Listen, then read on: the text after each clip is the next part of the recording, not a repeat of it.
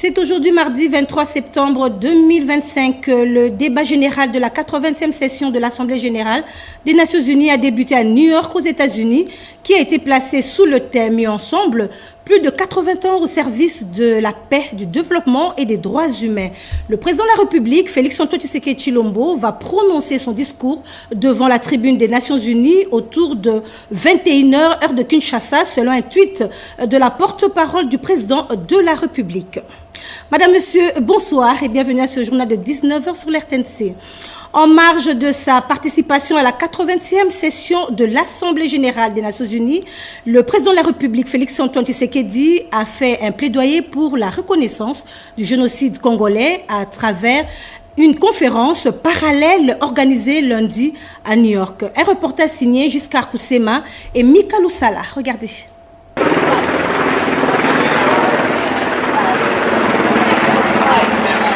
« 80 ans d'âge, ça s'est fait.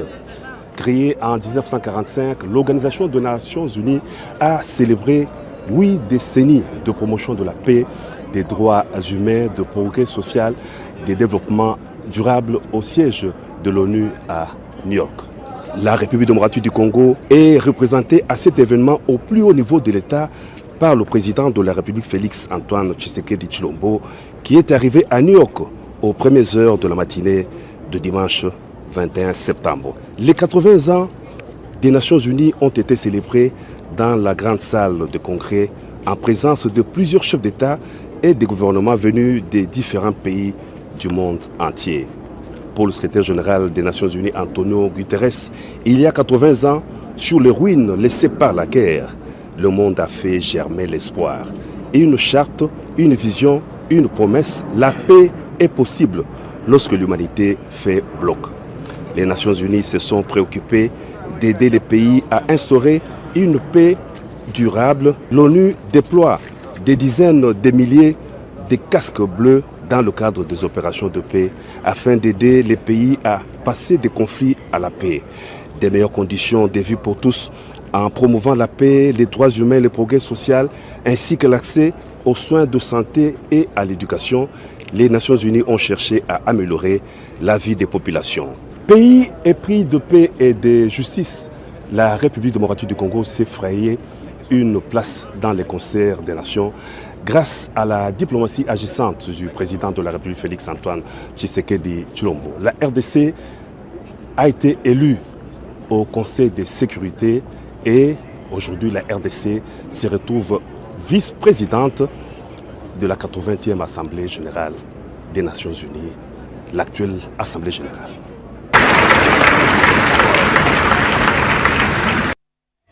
La 80e Assemblée générale des Nations unies à New York, le secrétaire général de l'ONU a accordé une audience au président de la République, Félix-Antoine Tshisekedi. Les échanges ont tourné sur l'avenir de la mission onusienne dans le pays.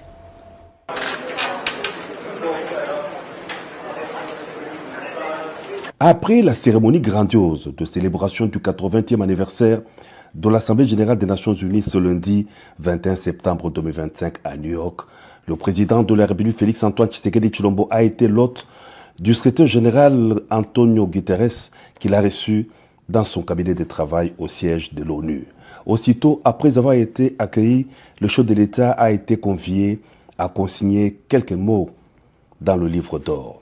Les échanges ont été axés sur la situation sécuritaire dans l'est de la RDC en proie à l'agression de l'armée rwandaise et de ses supplétifs de l'AFC M23.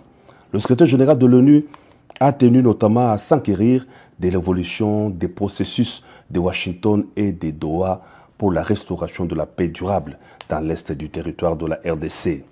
De la mission des Nations Unies en RDC, il en a été aussi question au cours de l'entretien. La mission est assurée par la MONUSCO, mission de l'Organisation des Nations Unies pour la stabilisation en République démocratique du Congo.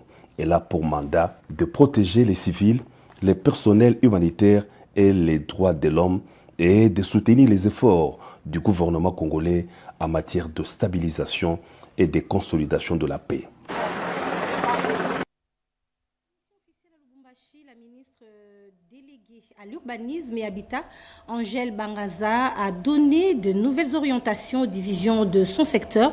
Objectif, traduire sur le terrain la vision du chef de l'État pour un développement harmonieux des villes congolaises. Bobo Anani Mokonzi. Durant son séjour de travail à Lubumbashi, dans le Haut-Katanga, la ministre déléguée à l'urbanisme et habitat en charge de la politique de la ville a échangé avec différentes divisions de l'urbanisme. Devant les agents et cadres, Angèle Bangaza Yogo voulait s'imprégner du fonctionnement de ces services de l'État sous sa tutelle et donner de nouvelles orientations pour un meilleur rendement technique et administratif. La représentante des villes congolaises les a exhortés à faire preuve d'abnégation pendant l'exercice de leur travail avec des initiatives novatrices. Question de matérialiser la vision du président de la République, Félix-Antoine Tshisekedi Tshilombo, dans ces secteurs, levier du développement durable. Une démarche saluée par ses prestataires des services publics de l'État. Nous avons présenté à l'autorité et l'autorité nous a promis à son retour, il y a des solutions qui seront données pour bien fonctionner. Parce que dès que nous travaillons, nous avons beaucoup de difficultés dans tel ou tel autre domaine. Voilà pourquoi nous avons pu présenter nos difficultés, nos doléances auxquelles Madame l'Excellence, le ministre nous a promis de trouver solution. L'idée de cette démarche est de favoriser l'harmonie et de redresser la situation globale de ces services. À cette clôture de la télé des experts de la territoriale consacrée à la mise en place d'une base de données sur les réformes institutionnelles, la vice-ministre de l'Intérieur, Eugénie Tshilakamba, a exprimé sa satisfaction et a salué les résolutions adoptées, lesquelles s'inscrivent dans la vision du chef de l'État, Tété Bongonja. Durant 3 jours à Sultani Hotel, ces experts, venus de tous les services de la territoriale, notamment la police nationale congolaise, ont diagnostiqué les informations sur la création d'une base de données nationale en vue de gérer le réforme institutionnelle.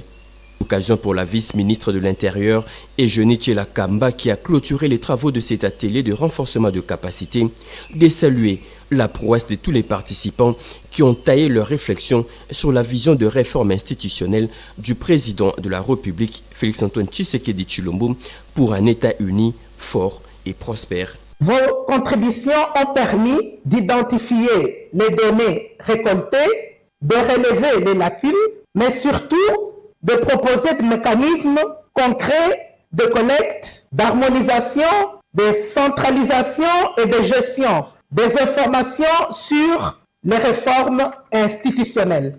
Je vous exhorte à demeurer mobilisés pour la suite de ce processus. Sur ce, je déclare clos les travaux de l'atelier d'analyse des informations récoltées en vue de la création d'une base de données nationales des réformes institutionnelles en République démocratique du Congo. Avec l'appui du PNUD et du gouvernement de la République, ces travaux de réflexion des cadres de la territoriale jettent les jalons de réformes institutionnelles avec la mise en place imminente d'une base de données.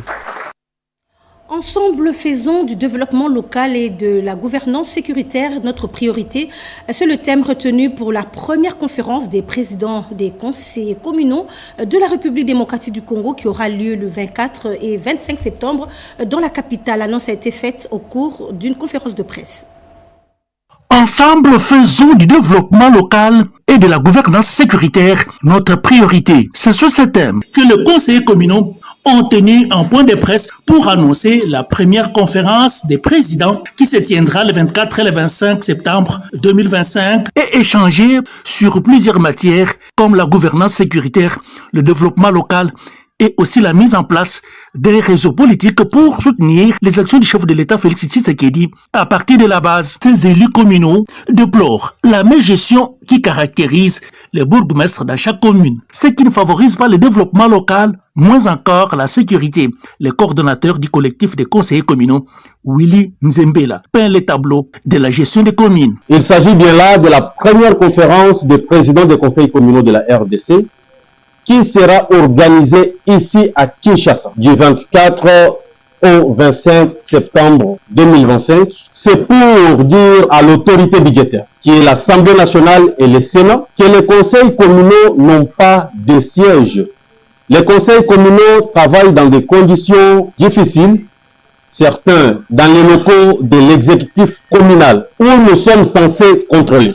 C'est ainsi que nous avons fait le choix du Palais du Peuple pour justifier cette raison et dire à l'autorité budgétaire que les conseils communaux attendent de vous un budget qui prévoit au moins la construction d'un bâtiment devrait habiter les sièges de conseil communal dans chaque commune des chefs-lieux de nos 26 provinces. Installé officiellement bientôt 2 ans, mais nous n'avons jamais voté le budget communal. Une commune qui n'a pas de budget, comment cette commune va se développer? Depuis toujours jusqu'à ce jour, aucun bourgmestre n'a convoqué une réunion des comités locaux de sécurité.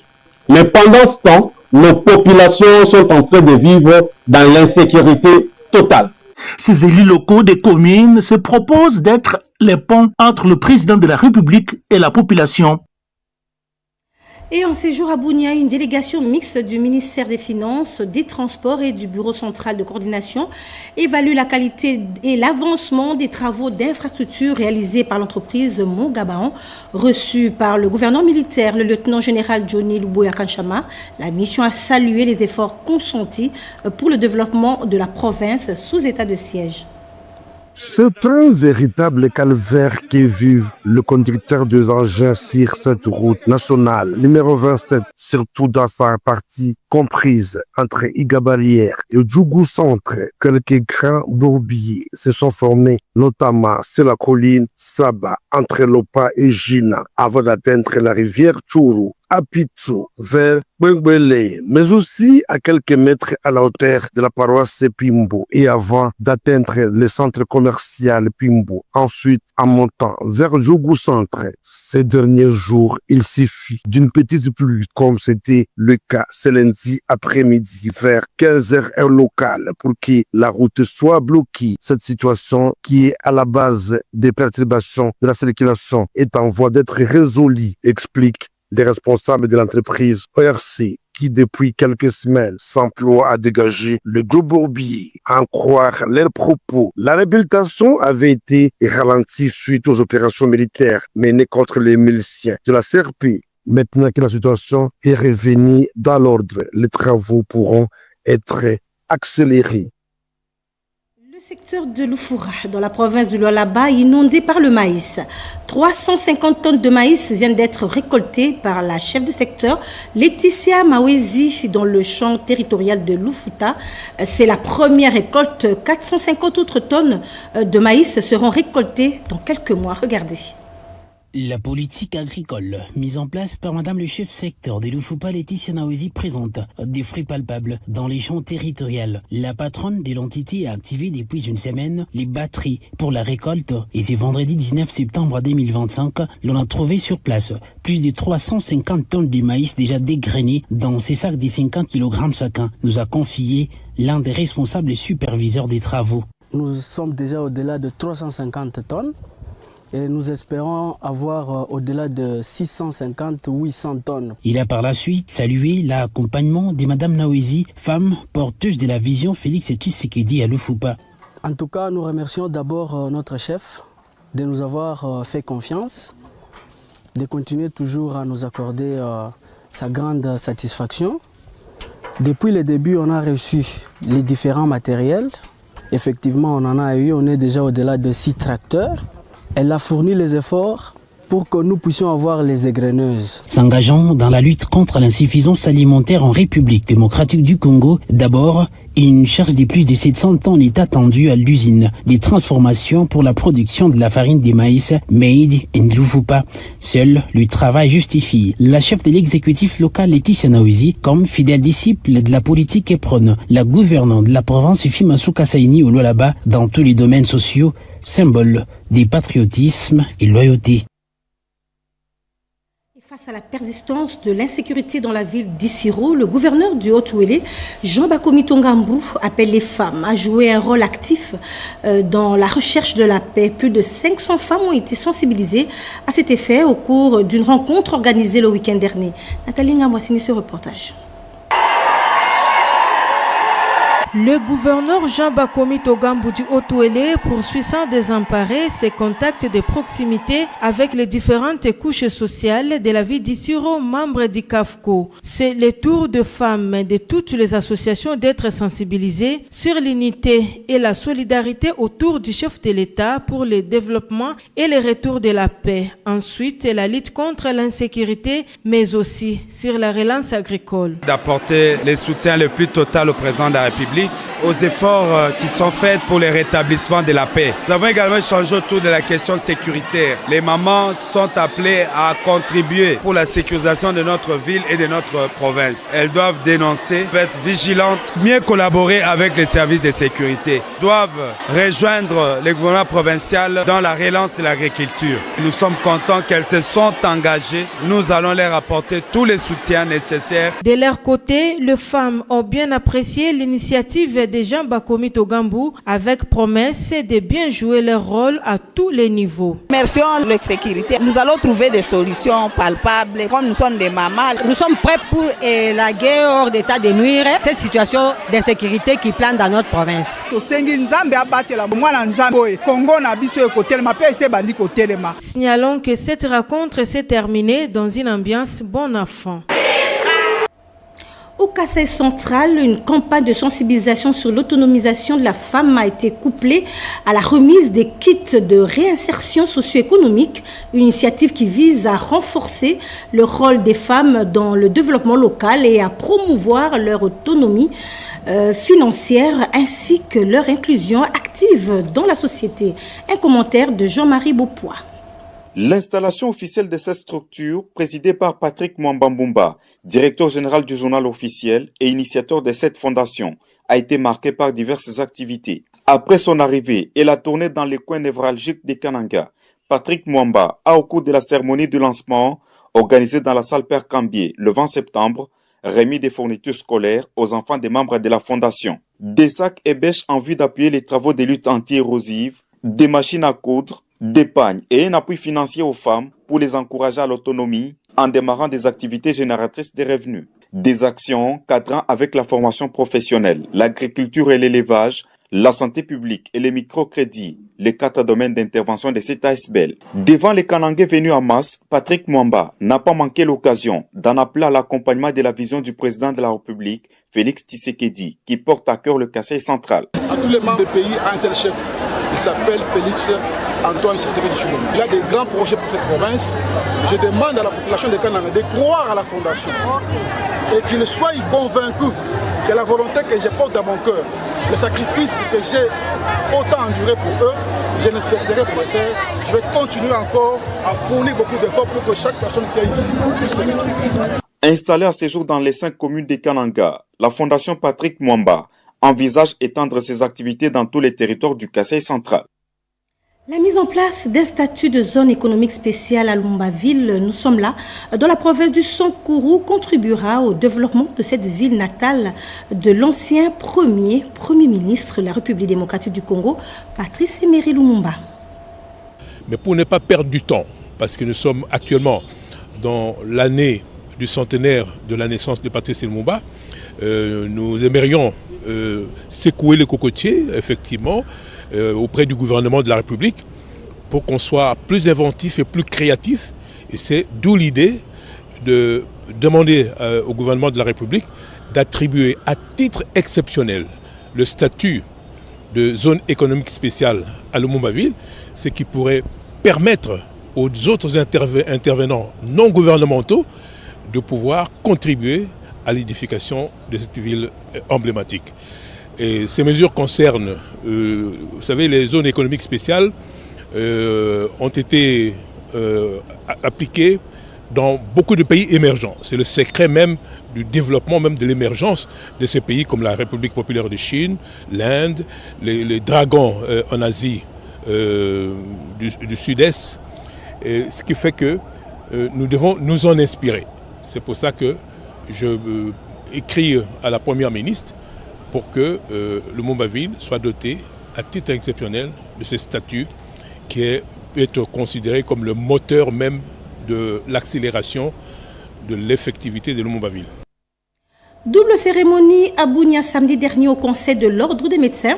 38 médecins ont prêté serment pour intégrer leur corporation devant leur président national. Il était également question d'inaugurer le bâtiment devant abriter le siège du Conseil provincial de l'Ordre des médecins de l'Ituri.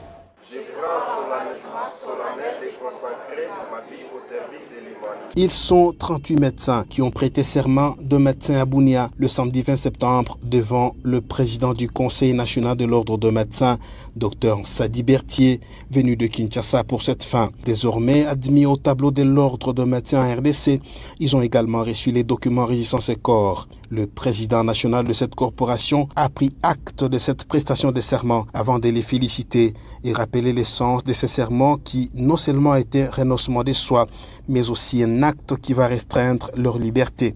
Officiellement et publiquement admis au tableau de l'ordre. À la cérémonie de prestation de serment devant le président national et devant l'autorité provinciale, lorsque ça se passe ici en province, sans qu'il n'ait été préalablement prépositionné pour cela. Donc c'est l'étape ultime. La représentante du gouverneur de l'Ituri a saisi l'occasion pour demander aux médecins de cette province d'user de leur statut pour œuvrer en faveur de la paix, sans laquelle il sera difficile pour eux de travailler convenablement. Par rapport aux jeunes médecins qui ont prêté serment aujourd'hui, la médecine évolue tous les jours. Il faut vraiment continuer à vous former. Ce que vous avez eu maintenant comme connaissance, ce sont les notions de base. La vraie connaissance va être dans l'apprentissage, dans la formation professionnelle.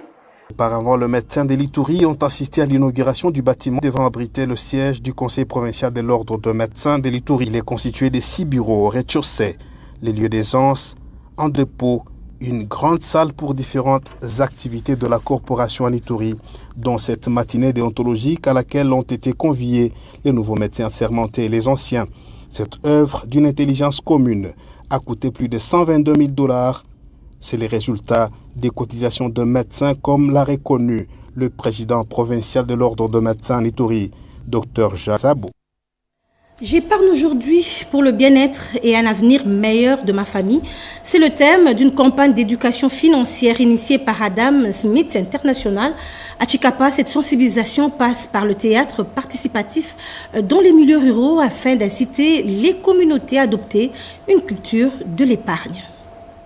Débuté depuis le mois de juillet dernier dans les zones de santé de Kamonia, Kamwesha, Tchekapa et Kanzala, la campagne d'éducation financière à travers le théâtre participatif piloté par Adam Smith International vient de clôturer ses activités de sensibilisation de la population à l'éducation financière dans le quartier périphérique de Kanzala, notamment RVA, orthodoxe et Braza. Yannick Makambu, chargé des théâtres participatifs, parle de messages clés véhiculés pendant cette campagne d'éducation financière à nos communautés. Et aujourd'hui déjà, c'était la fin de la 3e phase où nous avons éduqué la population sur comment prendre les crédits, comment épargner de l'argent et créer des activités génératrices de revenus pour le développement de notre zone de santé de Kanzala.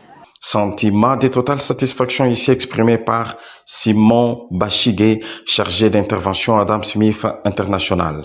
Oui, nous avons apprécié parce que nous avons vu juste après le théâtre, il y a eu la réaction de la communauté. Suivant les témoignages que les mamans et même les papas ils sont en train de donner, on a compris que c'est la situation qu'ils sont en train de vivre ici et ils sont prêts à changer. La campagne d'éducation financière à travers le théâtre participatif qui vient de se clôturer ce jour à Tchikapa a été organisée par Adam Smith International à travers les projets Tudienzele sous les leads de l'ONG ADRA avec les financements américains.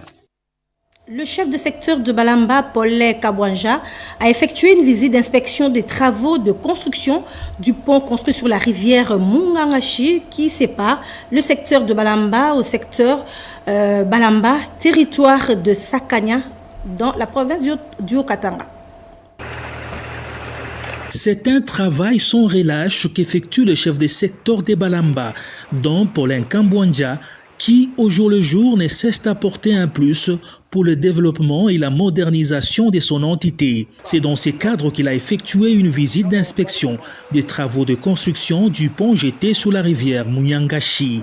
Construit dans le cadre de l'engagement sociétal de l'entreprise minière Sabwe Mining, ce pont reliera au secteur des Balala.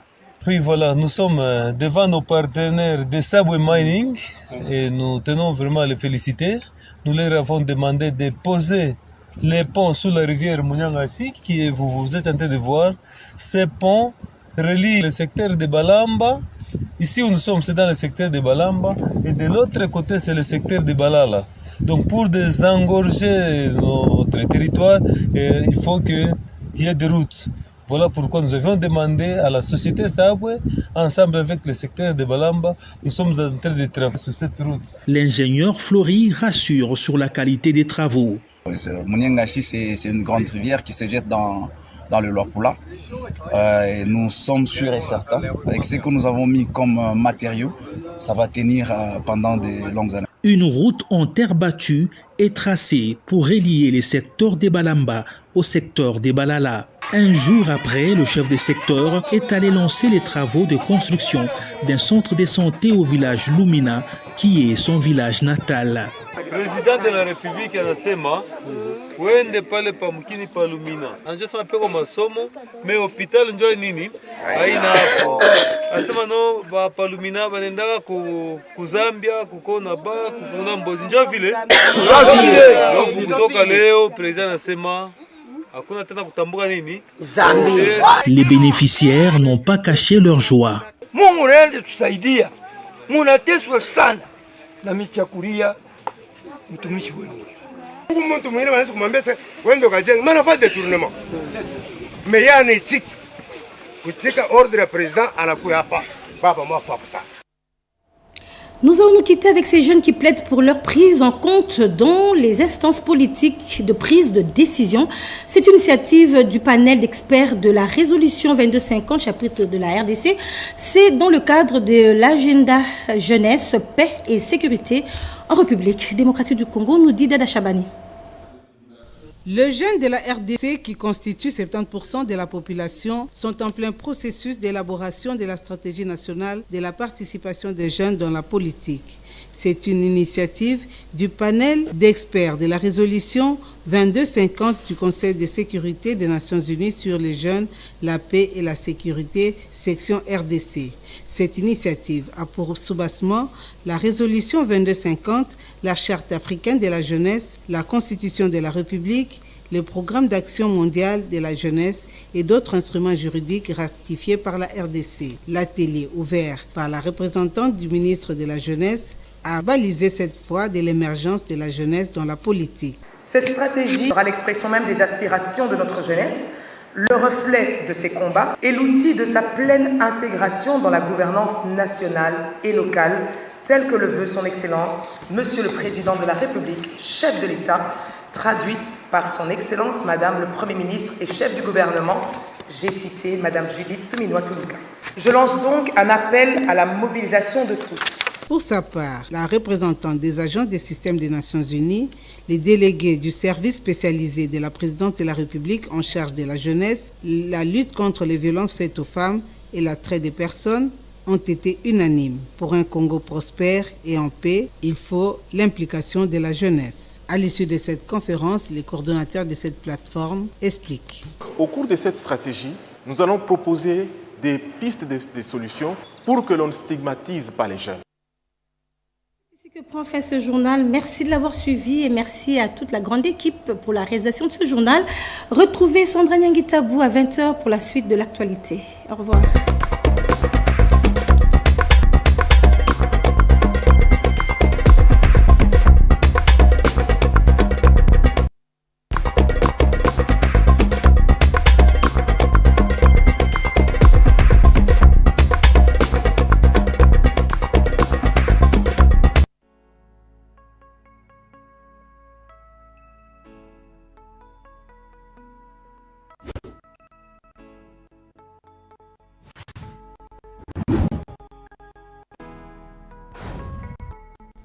Après la première épreuve, l'épreuve écrite. On a sélectionné 250 étudiants futurs et